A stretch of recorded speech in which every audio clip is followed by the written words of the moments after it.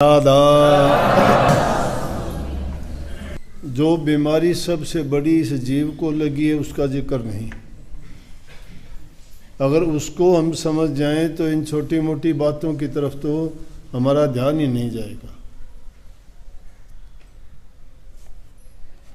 क्योंकि सबसे बड़ा रोग इंसान को, इस जीव को लगा वही संसार में आने जाने का, और आना जाना बनता है कर्म के माध्यम से, और कर्म ये जीव खुद करता है।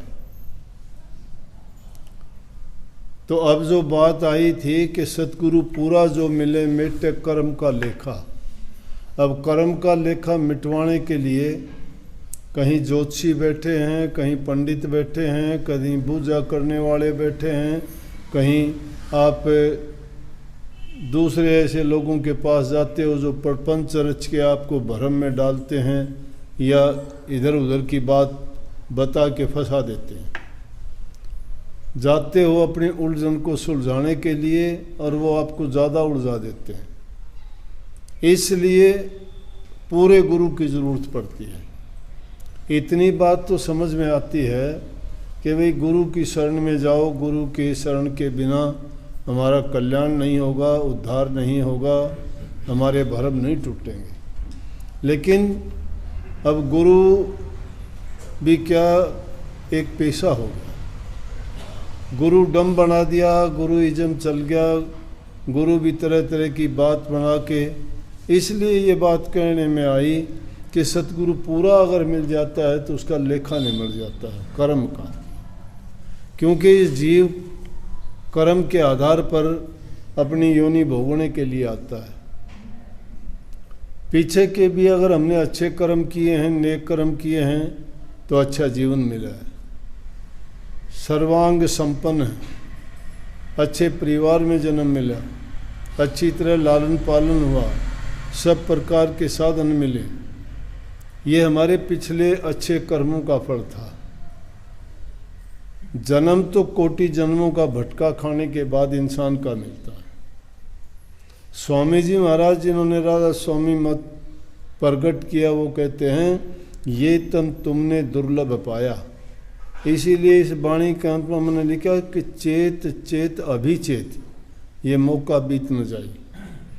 ये मौका क्या है कि इंसान का चोले का मौका अगर निकल गया तो हमारी इस जीव की अवस्था ऐसी है, जिस प्रकार से किसी कमरे में किसी को बंद कर दिया जाए, आँखों से वो अंधा हो, निकलने का रास्ता एक ही हो, तो अंधा आदमी रास्ता कैसे खोजेगा? वो दीवार से हाथ लगा के ढूंढने की कोशिश करेगा, मैं इससे कैसे बाहर निकलूं। ये माया देश हमारे लिए उसी प्रकार का एक बंद कमरा है। निकलने का रास्ता सिर्फ एक ही है कि मनुष्य की योनि, क्योंकि और किसी योनि में आपको चेताने वाला, बताने वाला, समझाने वाला, ये बताने वाला भी नहीं है कि हम दुनिया में क्यों आए थे। लेकिन गुरु तुम्हें बताता है कि अगर देखोगे थोड़ी समझ के साथ में, तो जिनसे रिश्ते नाते जोड़ते हैं, जिस लालच में पड़ के धन दौलत महल मकान कोठियाँ बनाते हैं, कितना सामान जुटाते हैं, लेकिन अंत समय में जब जाते हैं तो बड़ी ऊंची ऊंची आवाज़ में सिकंदर का नाम लेके कहते हैं, रावण का नाम लेके कहते हैं, और दूसरे धनवान कितने लोग हो गए, लेकिन सबका हाल क्या देखोगे? कोई साथ कुछ नहीं लेके गया। इंसान के साथ नेकी जाती है। नेक कर्म जो करता है वो हमेशा रहती है। महात्मा गांधी ने महल मकान नहीं बनाए, विनोबा भावे ने महल मकान नहीं बनाए, कबीर साहब ने झोपड़ी में गुजारा किया, दादू साहब, पलटू साहब सब ने रोटी हाथ पे लेके खाई। वो सोने चांदी की थालियों में खाने वाले नहीं थे, लेकिन उन्होंने उस राज को जो जान लिया कि प्रभु की भक्ति में जीव का कल्याण है। इस दुनिया में कोई किसी का ना भाई है, ना बंधु है, ना कोई और रिश्तेदार नातेदार है, ये मतलब के साथी हैं। जब तक उनका लालच स्वार्थ हमसे पूरा होता है ठीक है, जिस दिन पूरा नहीं होगा उसी दिन जिस प्रकार से किसान बैल की नाथ काट के बुढ़ापे में बाहर निकाल देता है, इंसान को भी कईयों की ऐसी हालत होती है कि उनको वृद्धाश्रम दिखा देते हैं, उनको माँ बाप को रोटी तक देना पसंद नहीं करते।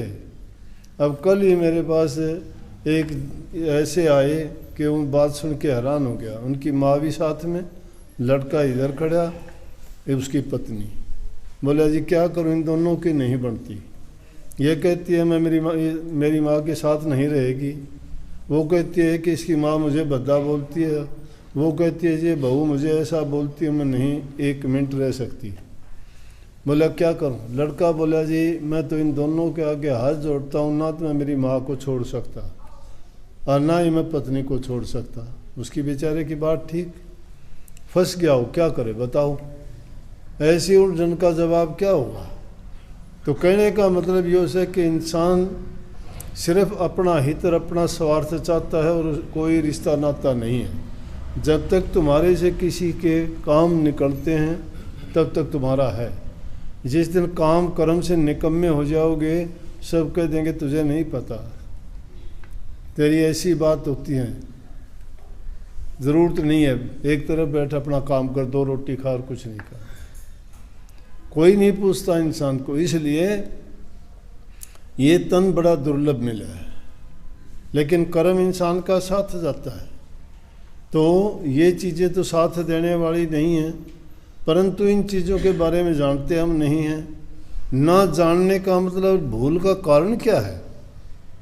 कितने ऊंची आवाज़ में कितनी बार दोहरा दोहरा के कहते हैं कि ये देश ही काल और माया का है। काल तो चलता भी जाता है, समय का नाम काल है, मौत का नाम भी काल है। काल उस शक्ति का भी नाम है जो सबको इसको कंट्रोल करती है। माया क्या है? माया है हमें छड़ने वाली चीज़ जो हर जगह होती हुई हमें नज़र भी नहीं आती। वो माया क्या है कि जिन चीज़ों के नाम काम, क्रोध, लोभ, मोह, ईर्ष्या, इंद्रिय भोगों के रसों में पड़ के जो काम करवा लेती है वो माया का है। माया तुम धन दौलत को ना मानो, वो भी एक रूप है उसका माया का। क्यों? वो भी ठगती है। उसके लालच में इंसान का कत्ल कर देता है 2 पैसे के लिए। वो माया ही तो है। जो छड़ने वाली शक्ति है वो माया है। इसलिए किसी को ये समझ नहीं आती कि इस काल और माया के देश में हम किस तरह से निर्वाह करें। लेकिन सतगुरु जो होगा उसको जो त्रिकालदर्शी है वो भूत, भविष्य और वर्तमान को जानता है। भूत को इसलिए जानता है रूह कहाँ से आई थी, पैदाइश क्या थी, कैसे आ गई। भविष्य को इसलिए जानता है कि जो कर्म अब नहीं बनाओगे भविष्य बर्बाद हो जाएगा। वर्तमान काल सबसे अच्छा है कि इसमें जो काम नहीं करेगा उसको पछताना पड़ेगा। भूत और भविष्य की बात को छोड़ के जो आपका वर्तमान काल है, हाजिर समय है, इस काल का पूरा लाभ उठाओ। ये मौका है, ये अवसर है, ये फागण मास है रूह के लिए। ये सबसे उत्तम जीवन है इंसान का। इसलिए कही कि ये तन तुमने दुर्लभ पाया, कोटि जन्म जब भटका खाया, या को अब वृथा मत खो, छिन छिन चेतो भक्ति कमाओ। भक्ति करो तो गुरु की करना, गुरु की भक्ति करो। अब आप कह दो कि गुरु की भक्ति तो व्यक्ति की पूजा होगी, व्यक्ति पूजा है ये। परमात्मा को छोड़ के आपकी पूजा करें, परमात्मा को जानते ही नहीं। क्या है परमात्मा? मनुष्य द्वारा निर्मित प्रतिमाओं को आप परमात्मा कहते हो, या किसी जल पेड़ को परमात्मा कहते हो, या तुम्हारी बनावटी देवता जिनको मानते हो उनको परमात्मा कहते हो। जो योनि में आता है, मरता जीता है, वो परमात्मा नहीं होता, वो परमात्मा नहीं होता। गुरु भी परमात्मा के और तुम्हारे बीच में कड़ी है। वो कड़ी तुम्हें उससे जोड़ देती है, रास्ता दिखाने वाले हैं, वो भ्रम निकालते हैं हमें। इसलिए कही कि पूरा गुरु जो मिल जाएगा ना वो तुम्हें रास्ता दिखा देगा। तुम्हारा कर्म काटते, कर्म को कब इंसान काट सकता है? कर्म को देख के रोते हैं, चिल्लाते हैं, दुर्घटनाएं होती हैं, अपने साथी मर जाते हैं, कहते हैं कि परमात्मा ने गलत किया। अरे परमात्मा ने गलत क्या किया? जो कीड़ी से लेके हाथी तक सबका लालन पालन करता है, वो इतनी पूरी की पूरी सृष्टि को रचने वाला, चलाने वाला, और उसकी बातों में हम कमी निकालते हैं। उसकी बातों में कमी नहीं है। हम उनसे ज़्यादा बुद्धिमान, ज्ञानवान नहीं हैं। ये उसकी रचना का खेल है, वो जो करता है। लेकिन वो भी करता नहीं है, वो जो भी जैसा करता है वो उसको भुगतते हुए देखता है। वो उनके लिए सिर्फ इतना करता है कि व्यवस्था बनाता है कि पाप किया है तो तू पाप की जगह चला जा, पुण्य किया है तो पुण्य की जगह जा, और भक्ति करके कल्याण के रास्ते पे चला तो मुक्ति को पा। उसका कोई दोष नहीं, कोई उसका इस बात में हस्तक्षेप नहीं है कौन क्या करता है। अगर उसका हस्तक्षेप होता तो डाकुओं को, ठगों को, लुटेरों को क्यों होने देता? नहीं, उसने जीव को आज़ादी दे दी, जीव को पैदा करके भेज दिया, यहाँ सौंप दिया काल महाराज को। काल महाराज अपने इशारे से नचाता है। परंतु जो बात कही कि भक्ति करो तो गुरु की करना, गुरु की भक्ति है क्या कि गुरु की आज्ञा का पालन करना। गुरु की भक्ति ये नहीं कि गुरु की पूजा ये नहीं कि नोट चढ़ाओ, कपड़े चढ़ाओ या प्रसाद लेके जाओ, ये पाखंड है। कोई लेके जाता है वो उसका भाव है, जो लेके नहीं जाएगा वो लेके आता भी नहीं है। प्रकृति का नियम है, जो जैसा दोगे वैसा मिल जाएगा आपको। किसी को प्यार देते हो प्यार मिलेगा, इज्जत देते हो इज्जत मिलेगी, नफरत देते हो नफरत मिलेगी। वो कोई देता नहीं तुम्हें, तुम खुद देते हो। तुम दे के देखो किसी को, एक को अगर हंस के बोलोगे वो तुम्हें गले से लगा लेगा। एक की तरह तुम आंखें निकाल के बात करोगे वो तुम्हें दृष्टि भर के भी नहीं देखेगा। इसलिए जैसा तुम अपने प्रति करवाना चाहते हो वैसा तुम खुद किया करो, लौट के तुम्हारे पास उससे 1000 गुना आएगा। प्रकृति का नियम है, एक दाना भी अगर किसान खेत में जाके बोता, हजारों दाने पैदा होते हैं उस जैसे।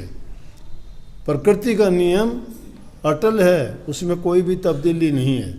जो ज्ञानवान है वो तो समझ जाते हैं, मूर्ख लोग शोर मचाते हैं, ये ऐसा क्यों हुआ, परमात्मा की गलती है, ये नहीं करना चाहिए था। नहीं, वो जो कहते हैं होनी तो होके रहे, अनहोनी ना हो, तुलसी मन मैदान में तान बिछोना सो। होनी होके क्यों रहेगी? होनी किसी ने नहीं करी। होनी है क्या? प्रारब्ध कर्म जो हमने किया उस कर्म का फल है वो। होनी कहते प्रारब्ध को इसनो नहीं मिटांदे क्यों? जब दारू हुंदा होनी दा तो रामचंद्र बन जांदे क्यों? सीता सतवंती नू फड़ के चोरी राकस ले जांदे क्यों? बड़ा इलाज हुंदा कर लेंदे इतने दुष्ट खांदे क्यों? राजा नल रानी दमयंती बन बन धक्के खांदे क्यों? बड़ा सियाणा राज युधिष्ठिर जुआ दुष्ट खिलांदे क्यों? ये क्यों हुए? प्रारब्ध के बस हुए, ये उनके परिणाम के बस हुए। बहुत चतुर थे, बहुत सियाणे थे, बड़े ज्ञानवान थे, तो वैसे उन्होंने गलतियां क्यों की? उनके बस की वह कर्म का फल था। लेकिन अगर सतगुरु के कहे में वो काम करते तो ऐसा नहीं होता। अगर सतगुरु उनको जो रास्ता दिखाता और उनको बताता उसके अनुसार चलते, लेकिन उसके अनुसार नहीं चलते तो उनको कष्ट उठाना पड़ता है, कोई भी हो। ये नहीं कि सर्वथा अगर गलती होती है तो भी गुरु को मंडो। इसलिए सत्संग की सतगुरु की महिमा गाई। सतगुरु तुम्हें क्या देगा? सब कुछ दे देता है, लेकिन लेते नहीं हो। लेने का मतलब तुम किस चीज़ को लेना मानते हो? जो चीज़ तुम्हें इन आँखों से दिखाई देती है, जिसका आकार है, उसके गुण दोष हैं, वो चीज़। लेकिन जो चीज़ तुम्हें दी जाती है भक्ति करने का, जिसको नाम कहते हैं, उपदेश कहते हैं, मंत्र कहते हैं, उसमें क्या स्वाद है? वो रसहीन है, स्वाद नहीं है कोई भी। कष्ट ही कष्ट भरे हैं उसमें। जो ही उसको अपनाने की कोशिश करोगे दुनिया भर की आफतें आपके ऊपर टूटी पड़ेंगी, सच्ची और झूठी भी। एक भी संत महात्मा फकीर का बताओ जीवन सही गुजरा हो तो किसी का भी। दुनियादारों ने सबको, क्योंकि उनको उनके विपरीत बात लगती है, परमात्मा के विपरीत नहीं है वो, लेकिन वो समझते हैं कि देखो कितने मूर्ख हैं। संत पलट के जवाब नहीं देते। किन के साथ क्या क्या हुआ? रविदास जी के साथ देखो, कबीर साहब के साथ देखो, कितनी बार उनको कभी जंजीरों में बांध के, कभी से कहीं बंद किया, कितनी यातनाएं दी गई। कहाँ नानक साहब दुनिया में सिख धर्म फैला हुआ है, जेलों में चक्की पिसाई, कहाँ पलटू साहब ताते तेल की कढ़ाई में डाल दिया। 5वां गुरु अंगद साहब को जहांगीर ने गर्म पानी और ताते तवों पर डाल के उसके जीते जी उनको मुर्दा कर दिया। क्या बिगाड़ा था उन्होंने? लेकिन वो हंसते हुए। कहाँ तेग बहादुर का दिल्ली में शीशगंज गुरुद्वारा बना, सिर काट लिया। क्या किया था उन्होंने? उन्हीं का एक सेवक आके कहने लगा कि अगर आप कहो तो मैं इनका नाश कर दूं। बोला कैसे करेगा? बोला कि आप जो गन्ने चूसते थे उसके छिलके चूसा करता, मेरे अंदर इतनी शक्ति है, मैं इनको सबको तबाह कर सकता हूँ। बोला अरे मूर्ख, तू जिसके गन्ने चूसे हुए छिलकों को चूस के ये इतना दम भरता है कि मेरे अंदर इतनी शक्ति है मैं इनको तबाह कर दूँ, तो जिसने चूसा करता उसमें कितनी शक्ति है? वो क्यों नहीं बिगाड़ता इनका कुछ भी? कि मालिक का हुक्म है, ये कर्म है, ये प्रारब्ध है। इसलिए मैं कहता हूँ जब इस रास्ते पे मीरा बाई के साथ क्या नहीं हुआ, और मीरा बाई ने तुलसी साहब को लिख के भेज दिया कि मेरे अपने ही मेरे से इतने नाराज़ हो चुके हैं कि मुझे मार देना चाहते हैं, मुझे जहर देना चाहते हैं, मेरी बहुत वो कहते हैं कि तुम अच्छी नहीं है, कुल की बदनामी करती है। बोला कि हमारे लिए बताइए क्या उचित है। तुलसी साहब ने लिख के भेजा कि जहाँ जिसका अपना भी, जिसका भाई, जिसका पिता, जिसकी माँ अगर उसके पक्ष में ना हो या भक्ति के रास्ते से हटाएं या सही चलते हुए को गलत रास्ता दिखाएं, तो वो घर, वो माँ, वो बाप, वो बहन भाई छोड़ देना चाहिए। जो तुम्हें गुरु भक्ति से दूर लेके जाता है। ये दुनियादारी के लोग, नाना साहब को उनके पिताजी नहीं इस रास्ते में पढ़ना चाहते, अपने महाराज जी को उनके पिताजी नहीं चाहते थे। बोले काम किया कर, क्या रखा है भक्ति में, नहीं तो मैं ऐसा सिखाऊंगा, ऐसा भगत बनाऊंगा। ये इसलिए कहूँ ये इतना आसान तरीका नहीं, उस नाम में कोई रस नहीं है, भक्ति में कोई आनंद नहीं है, बड़े दुख हैं इसमें, बड़े कष्ट हैं। जो चलते हैं उनको पता लगता है, वो दुनियादारी के काम का आदमी नहीं रहता। लेकिन जो उस पर खरा उतर जाता है वो जानता है, जिसको भेद समझ में आ जाता है, वो इस मूर्खों की दुनिया में हंसता है कि देखो कितने नादान हैं, कितने मूर्ख हैं। ईसा मसीह ने यही कहा था जब सूली पे टांग दिया गया ना, तो कहते हैं कि परमात्मा पूछ रहा है कहो तो इनको सजा दूँ। बोले आपकी बुद्धि ठीक कर दो ना सबकी, कि ये आपको मानने लग जाएं, जानने लग जाएं, समझने लग जाएं, ये भी मेरी तरह आपके पुजारी बन जाएं, ऐसा कर दो आप तो सब कुछ कर सकते हो। कहने का मतलब यह है, इसलिए कर्म का लेखा मिट जाता है। कर्म का लेखा दूसरा कोई नहीं मिटेगा। आजकल बड़ा आडंबर चला है कि गुरु तुम्हारा कल्याण कर देगा, हित कर देगा, लेकिन कर देगा कैसे वो नहीं बताते। वो तो अपने आप ही सब कुछ वो समझते हैं कि हाँ भाई कर दे, गुरु कर देगा सब कुछ। ये समझते हैं कि गुरु तेरा मुकदमा ठीक कर देगा, गुरु तेरा ब्याह बिगड़ा हुआ ठीक कर देगा, गुरु तेरी गरीबी ठीक कर देगा, गुरु तेरी बीमारी। अरे इंसान में बड़ी शक्ति है, तुम्हारे मन के अंदर बहुत शक्ति है, इतनी शक्ति किसी में भी नहीं है, लेकिन उस शक्ति को तुम जानते ही नहीं हो। और वो शक्ति है एकाग्रता की। तुम अपने आप को जिस दिन जान जाओगे, बड़े से बड़े रोग बीमारी को हरा दोगे। बीमारी पता नहीं कहाँ की कहाँ जाएगी। मैंने अखबार में पढ़ा था, एक लेडी अमेरिका की, उसके 5 हार्ट के ऑपरेशन हो रहे और वो 40 किलोमीटर की साइकिल दौड़ में दौड़ी। वो यहाँ तो एक छोटा सा कोई बात हो जाता है तो खाट पकड़ के बैठ जाता है। आदमी मरता कब है? अपने आत्मबल के हारने से। वो आत्मविश्वास को छोड़ देता है। और आत्मसात अगर करना चाहते हो तो आत्मविश्वास को जगाना होगा, अपनी शक्ति को पहचानना होगा। वो शक्ति शारीरिक बल की ज़रूरत नहीं है, मानसिक शक्ति की ज़रूरत है। डिवाइन लाइट आपके अंदर है, वो प्रभु की ज्योति है, हर एक के अंदर है। उस ज्योति को जानना और जगाना जब आ जाएगा ना, फिर निर्भय और निश्चिंत हो जाओगे। फिर समझ जाओगे ना दुनिया से मोह रहेगा, ना जीने से मोह रहेगा, ना दुनियादारी की वस्तुओं से मोह रहेगा। अपने सिद्धांत और नियम और मर्यादाएं याद रहेंगी तुम्हें कि तुम्हारा काम और कर्तव्य क्या है। हर हाल में जो जिस लाइन में लग जाता है और उसके प्रति वो पूरा समर्पित हो जाता है तो उसको लाज लगती है, वो उसकी संभाल भी करता है, उसका काम भी करता है। इसलिए गुरु इस प्रकार से कर्म काटने का तरीका सिखाता है। एक दिन में नहीं आता, धीरे धीरे करके आता है। सत्संग का नाम बड़ा क्यों है? सत्संग में आते आते जब ये बात दिमाग में बैठ जाती है और उसको हम गुरु की आज्ञा में रहते हुए उनके कहे अनुसार कर्म करते चले जाते हैं तो हमारे अंदर के जो भ्रम है वो निकलते जाते हैं और स्पष्टता और सत्यता हमारे सामने आ जाती है। बहुत बहुत सबको आशीर्वाद। राधा